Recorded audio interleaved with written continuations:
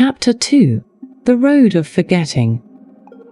The pine forest swallowed Leo in a way the village never could. Behind him, his home had already begun to feel unreal, like a picture drawn on fog. Ahead, the pale road shimmered as if made from crushed bone and moonlight, a narrow ribbon cutting through trunks that rose like silent towers. Above, the stars moved slowly, not twinkling so much as drifting, as if the sky itself were a river. Leo's boots made almost no sound. The road seemed to drink noise. That should have comforted him, but it didn't. Silence made room for thoughts, and his thoughts were crowded. He tried to hold Maya in his mind the way you hold a candle in wind, cupping it, protecting it. He remembered her kneeling beside him in the snow, guiding his hands as he tied a knot. He remembered her voice reading old stories by the fire. He remembered the scent of pine smoke in her sweater. But as he walked, the memories began to soften at the edges. Like ink dropped in water, they blurred. He stopped. His breath rose in a thin cloud. Maya, he whispered into the dark. The name felt wrong in the air, as if it belonged to someone else. Panic pricked him, small at first, then sharp. He closed his eyes and tried to picture her smile. The image appeared, and then slid away, as if something inside his head had been wiped clean. He opened his eyes quickly, heart hammering. His fingers found the silver star on the scarf around his neck. He pressed it between thumb and forefinger until it dug into his skin. The pain helped him stay present. "I remember," he told himself. "I remember." He resumed walking, faster now, as if speed could outrun forgetting. The pale road glowed steadily, the only certainty he had. But then he noticed something strange. The gravel behind him wasn't simply fading into distance. It was disappearing. Leo turned. Where he expected to see the road stretching back toward his village, he saw silvery mist swallowing it. The road crumbled like ash, breaking apart into floating dust that dissolved into the air. The path home wasn't just far. It was being erased. A cold, helpless feeling rose in his stomach. "There's no going back," he murmured. The words barely left his mouth before the road answered. A wet, grinding sound came from behind him, slow and patient. Leo stepped back, then forward, then froze. From the thinning road, something bubbled upward, like tar seeping from a crack in winter. It gathered itself into a low mound, then a broad shape, then a shifting creature made of liquid asphalt and gravel. It had no eyes, no arms, only a wide, silent mouth that opened and closed as if tasting the air.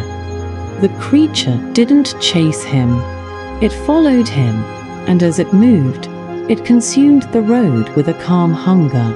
The road disappeared into its mouth without resistance, leaving nothing behind, no footprints, no proof Leo had ever been there. Leo's throat tightened. He took a step forward. The creature flowed forward too, always the same distance behind. It wasn't trying to catch him, Leo realized with horror.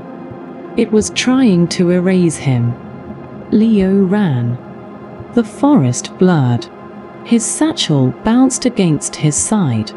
His scarf snapped behind him like a small banner of stubbornness.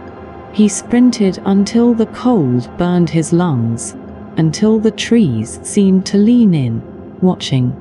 But no matter how fast he moved, the creature kept pace.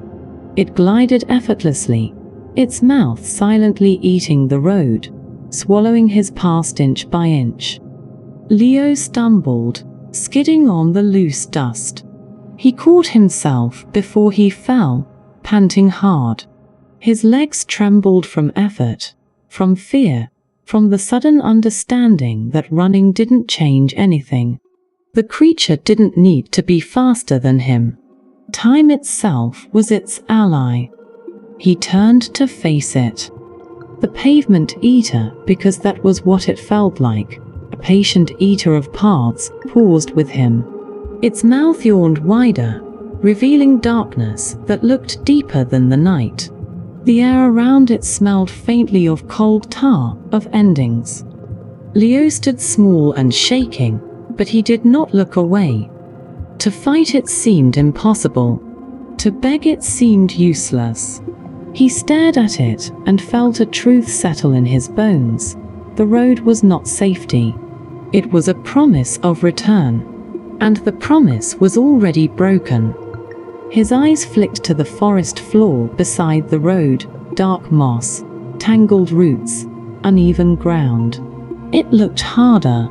It looked unknown. It looked like the kind of place you could get lost forever. But it was not being erased. A memory flashed, Marya's hands tying the scarf around his neck, her voice careful and sure. So you'll always have a piece of the sky with you. The star pressed against his fingers like a tiny anchor. Leo swallowed. His breath came out in a shaky line. "I can't keep chasing what I've already lost," he whispered, surprising himself with the truth of it. He took one step sideways, off the bone dust road. The moss felt springy beneath his boot, damp and alive. The forest smelled different here, earthy, real. The Pavement Eater surged forward, mouth opening to consume where Leo had been. It sucked at empty air. For a moment, it seemed confused. It flowed toward the edge of the road, but the moment it touched the mossy ground, it faltered. It couldn't eat what wasn't a path. It shuddered, as if offended, then began to sink. The tar-dark body lost cohesion, dripping into the soil like ink. Gravel scattered.